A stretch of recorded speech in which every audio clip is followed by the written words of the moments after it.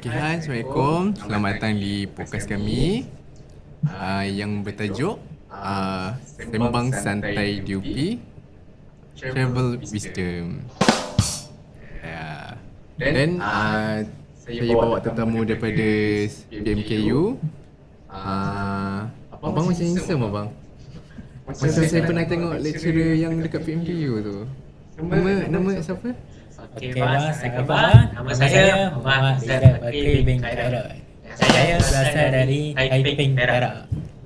Nama pun nak sama lah. Macam lecturer siapa? Yes, Seri Rizal. Ya, betul. Wah, abang pula macam Shahrukh Khan. Abang macam hero Hindustan. Yang saya Prasad. Prasad. Okay, dalam podcast kali ni kita tak nak sembang yang berat-berat. Just kita sembang apa yang awak pernah datang, apa yang awak rasai tentang Lancung. Okay, itu je nak tanya. Sembang santai. Okay, saya nak tanya sikit lah. Tempat mana je yang korang pernah pergi? Bagi saya ada banyak tempat. Saya dah banyak tempat saya nak pergi. Tapi antaranya ialah Bandar Raya Melaka. Kenapa? Sebab itu tempat banyak bandar. Itu merupakan tempat terkenal dengan sejarah lama kita.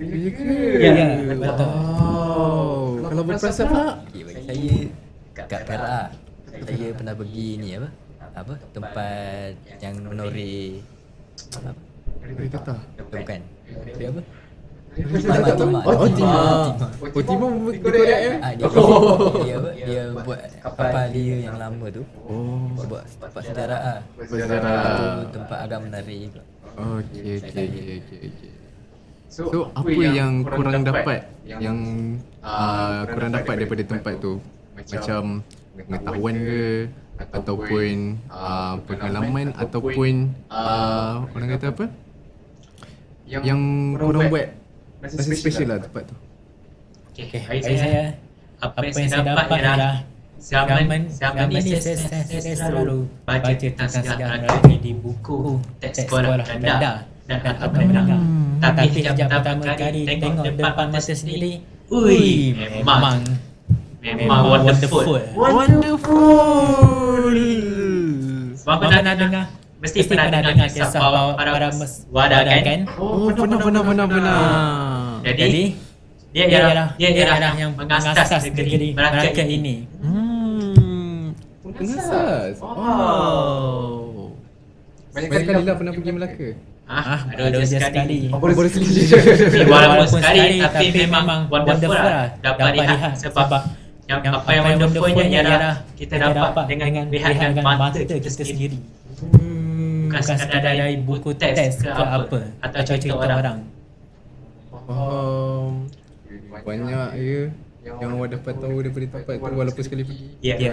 Abang memang hebat lah. Okey, abang Prasad pula. Bagi saya pula kita boleh lah kalau pergi ke sana kan, kita boleh dapat pengalaman yang lama-lama tu, macam mana orang lama tu buat apa noreh timah tu. Boleh lah kita kenal kan. Orang kata boleh dapat rasai lah macam mana dia Torre Timah, macam mana dia buat kerja dia dengan betul-betul tersara keluarga dia kan.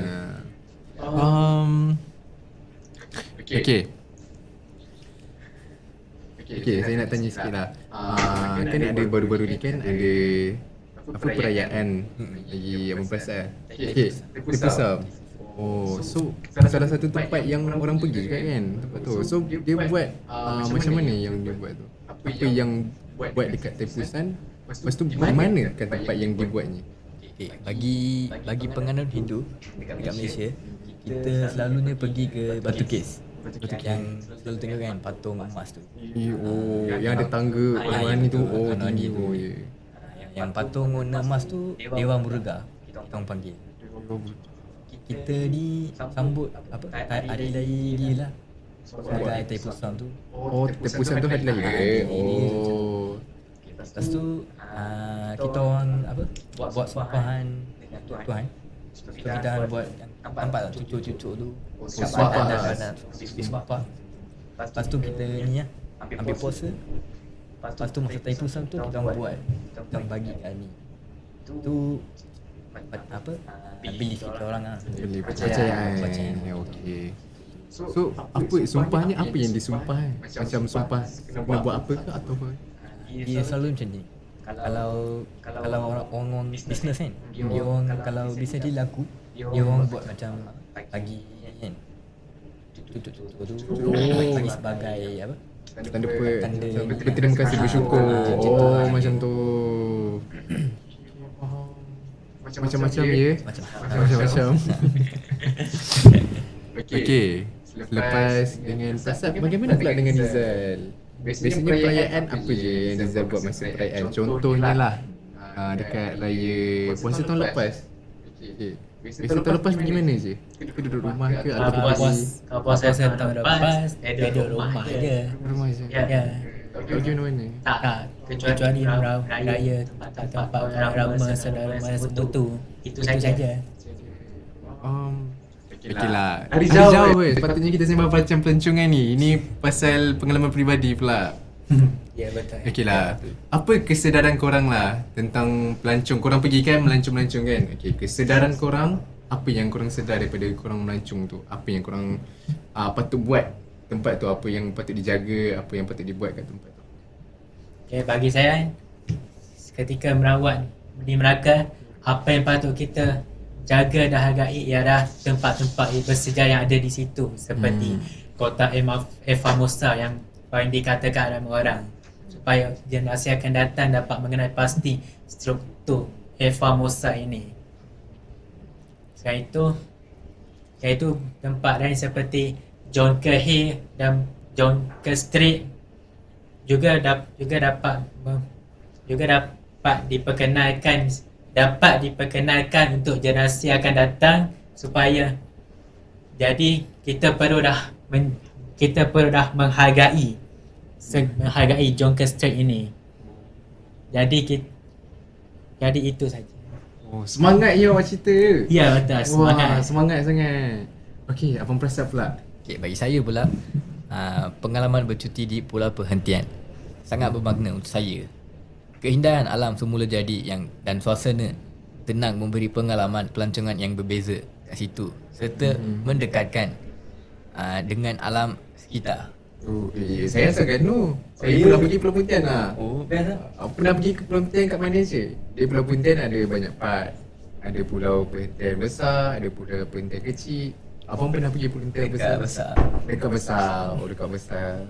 Best lah. Best lah. Snorkeling, Best. macam-macam. Lagi Scuba menarik. Wah. Best shot lah. Okey, saya rasa itu sahaja yang saya rasa nak tanya yang tentang dari podcast saya. Okey, terima kasih datang jauh-jauh daripada daripada mana? Daripada PMKU. Okey, terima kasih sibuk-sibuk. Okey, itu sahaja daripada saya. Okey, kesimpulannya lah. Kesimpulannya, pengalaman melancong di Malaysia bukan sekadar aktiviti rekreasi, tapi satu proses pembelajaran yang membentuk kesedaran dan penghargaan terhadap budaya, masyarakat dan alam sekitar. Sebagai pelajar dari PMKU, kami berharap perkongsian ini dapat memberi inspirasi kepada pendengar untuk menghargai industri pelancongan negara dan mengamalkanlah pelancong yang bertanggungjawab. Okey, terima kasih Rizal dan Prasad atas perkongsian yang baru tadi saja dibicarakan. Okey, itu saja. Sekian, terima kasih.